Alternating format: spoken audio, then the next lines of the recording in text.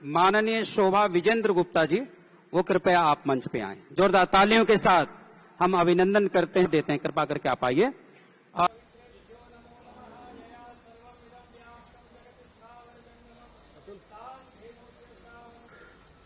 बोलो बांके बिहारी लाल की, गोपाल की। आज का ये बहुत ही सुंदर उत्सव और हमारा दिव्य ज्योति जागृति का ये मंच वर्षों से दिव्य ज्योति जागृति संस्थान समाज की सेवा में, देश की सेवा में जुटा है।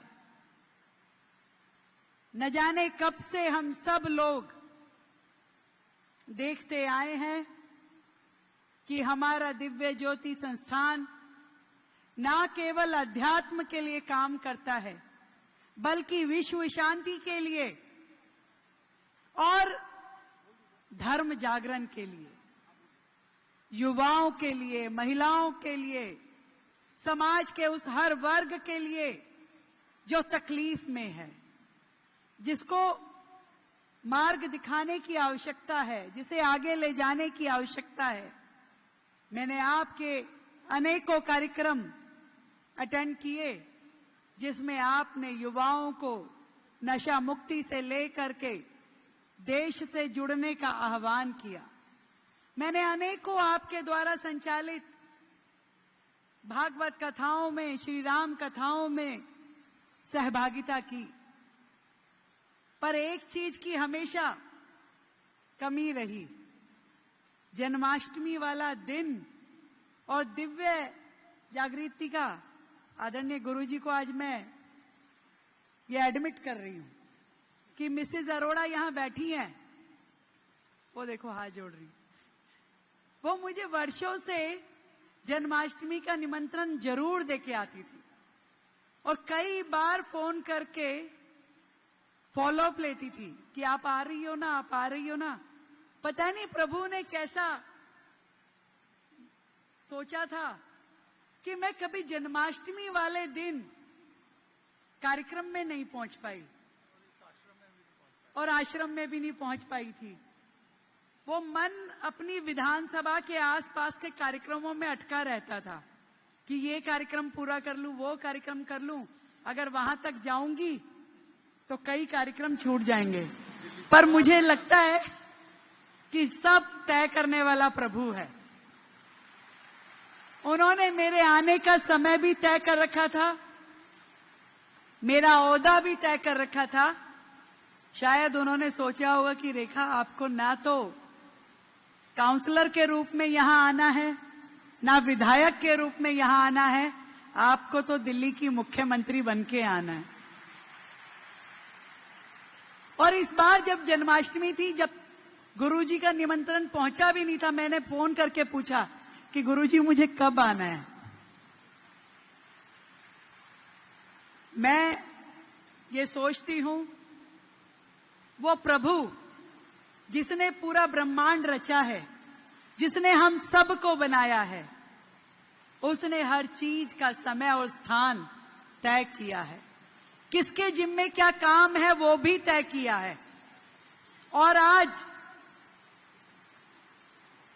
जब हम ये नाटिका देख रहे थे तो मैं अपने मन में पूरी वो कृष्ण लीला की झांकियां रिकॉल कर रही थी कि कैसे प्रभु ने जन्म लिया, जेल में उनका जन्म हुआ, कैसे वासुदेव जी ने उनको अपने सर पे उठाया, यमुना पार कराई, यशोदा के साथ में रख दिया और योग माया को वहां से ले लिया। कैसे ये तय था कि कृष्ण का वध कौन करेगा, कैसे ये तय था कि अनेकों लोगों का उद्धार कैसे होगा। सब प्रभु ने तय कर रखा है कि 6 साल का बालक वो क्या करेगा और एक युवा के रूप में उन्होंने क्या क्या किया।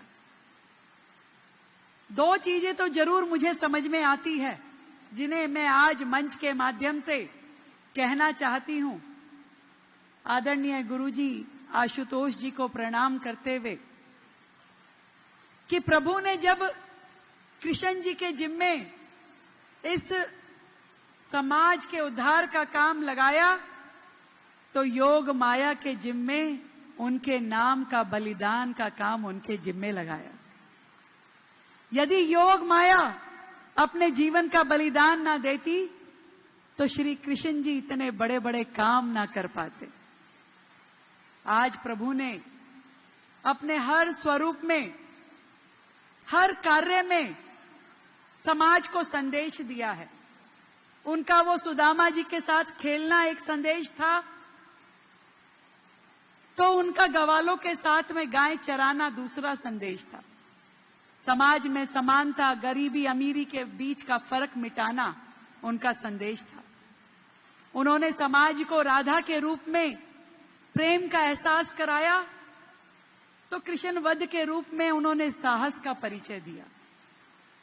जब उन्होंने अर्जुन जी को शिक्षा दी तो धर्म और कर्तव्य का ज्ञान दिया।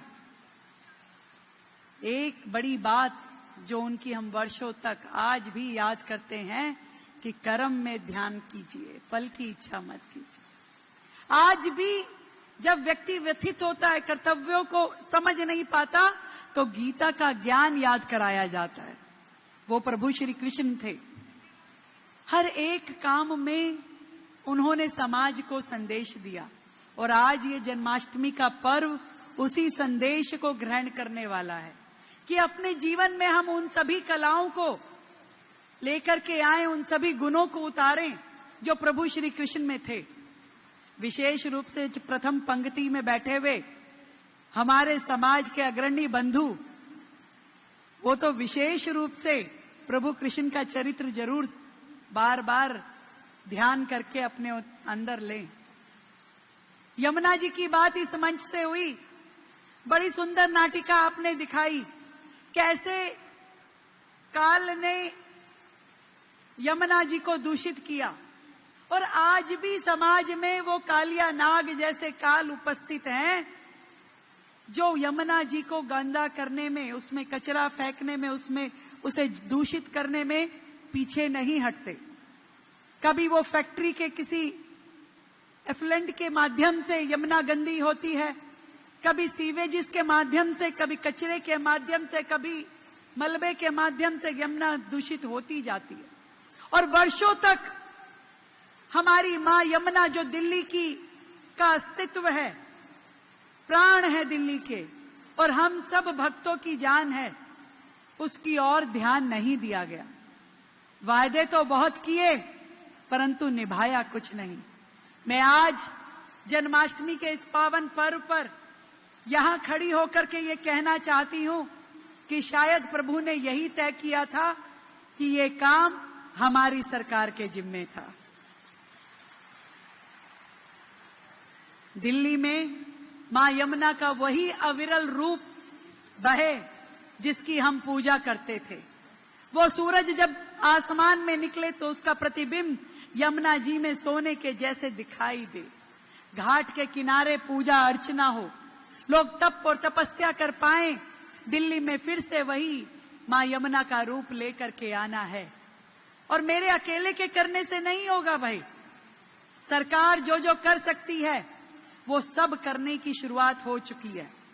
वो 200 नाले जो सीधा सीधा जाके यमुना जी में गिरते हैं, उनको टैप करने का काम सरकार ने शुरू किया है। हर एक नाले पे एसटीपी सीवेज ट्रीटमेंट प्लांट बनाने का काम सरकार ने शुरू किया है। हर एक का बीओडी लेवल ठीक हो, इसके ट्रीटमेंट प्लांट लगाए जा रहे हैं। वहां से मलबा, कूड़ा, कचरा सब हटाया जा रहा है।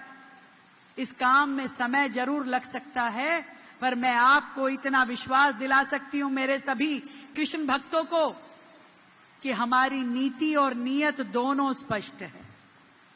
मां यमुना की सफाई के लिए हमारा वादा नहीं है, वचन है, प्रतिबद्धता है, और उस पे हम हमेशा कायम रहते हुए दिन रात उस प्रोजेक्ट पे माननीय प्रधानमंत्री जी से लेकर के हमारा साधारण साथी कार्यकर्ता भी जुटा है। हम मिल करके उस पे काम करेंगे और मां यमुना का अस्तित्व लौटा करके अपनी दिल्ली को फिर से सजाएंगे और संवारेंगे। आप सभी को मेरी ओर से जन्माष्टमी के इस पावन पर्व की बहुत ढेर सारी बधाई, शुभकामनाएं। और दिव्य जागृति संस्थान जिस तरीके से समाज के इस काम में लगा है, देश की सेवा में लगा है, हजारों लाखों लोगों का मार्गदर्शन कर रहा है, उसी तरीके से आगे बढ़ता जाए। आपके साथ की तो मुझे जरूरत है ही, पर मैं चाहती हूं कि पूरा समाज, पूरी दिल्ली, पूरा देश इस मुहिम से जुड़े और ये जो हमारी दिल्ली है, ये हमारी जिम्मेदारी है। इस प्रण के साथ में अपने आप को जोड़ करके हम दिल्ली के लिए काम करें। मिलकर के बोलेंगे, बोलो बांके बिहारी लाल की, नंद के गोपाल की। बहुत बहुत प्रणाम। जन्मोत्सव है और उनको सबसे प्यारी थी उनकी गायें। और मैं तो ये समझती हूँ कि जो भी उन्होंने अपने जीवन काल में लीलाएं रची, चाहे वो उन्होंने सुदामा को गले लगाया, चाहे ग्वालों के साथ में वो घूमे, गायें चराई, हर एक उनके जीवन की वो चरित्र लीला हमें एक संदेश देती है। जब वो ग्वालों के साथ घूमते हैं, कृष्ण सुदामा जी को गले लगाते हैं, तो वो समाज से भेदभाव की भावना को मिटाते हैं, एक रूपता, एक समानता की भावना की बात वो करते हैं। जब वो गोवर्धन जी पर्वत को अपनी उंगली पर उठाते हैं, तब वो प्रकृति की बात करते हैं। जब गायों को चराते हैं तो प्रकृति और पशु प्रेम की भावना दिखाई देती है, समाज की रक्षा की भावना दिखाई देती है। जब अर्जुन को वो ज्ञान देते हैं तो कर्तव्य और धर्म परायणता की बात वो करते हैं। तो उनका तो पूरा जीवन चरित्र हम सब समाज के बीच में रहने वाले लोगों के लिए सीखने के लिए है। और मैं समझती हूँ कि आज का ये दिन पूरे देश के लिए शुभ हो, हर हिंदू धर्म प्रेमी के लिए शुभ हो। उनका आशीर्वाद, प्रभु कृष्ण का आशीर्वाद हम सब पे यही बना रहे। देश में उत्सव का माहौल है और ये उत्सव सब लोग मिल करके मनाएं, प्रभु के आगमन की तैयारी करें। यमुना के बारे में जो यमुना की बात मैंने कही, यमुना जी प्रभु श्री कृष्ण का दिया हुआ वो हमारे लिए अध्याय है, वो हमारी आस्था है, हमारे मन के नजदीक है। जब कालिया नाग ने यमुना को दूषित किया, जहरीला किया, मैं समझती हूँ आज भी समाज में अनेकों अनोखे कार्य कालिया नाग के रूप में विद्यमान है, जिससे यमुना दूषित हो। पर हरेक को अपने अंदर कृष्ण का कुछ ना कुछ अंश लिए हुए यमुना की सफाई की ओर ध्यान देना होगा। सरकार पूरी तरीके से वचनबद्ध है, प्रतिबद्ध है मां यमुना के अविरल रूप को फिर से दिल्ली में लाने के लिए और सभी भक्तों को इसे सौंपने। माननीय शोभा विजेंद्र गुप्ता जी, वो कृपया आप मंच पे आएं। जोरदार तालियों के साथ हम अभिनंदन करते हैं, देते हैं, कृपा करके आप आइए। और आदरणीय स्वामी श्री नरेंद्र को आप मोमेंटम भेंट कर रहे हैं, स्मृति चिन्ह भेंट कर रहे हैं और साथ में कुछ उपरूप भेंट स्वरूप मुख्यमंत्री जी को आप प्रदान कर रही हैं। जोरदार तालियां इस खूबसूरत पल पर शोभा विजेंद्र गुप्ता जी को। साध्वी रुचि भारती जी, साध्वी रुचि भारती जी, आप आहार।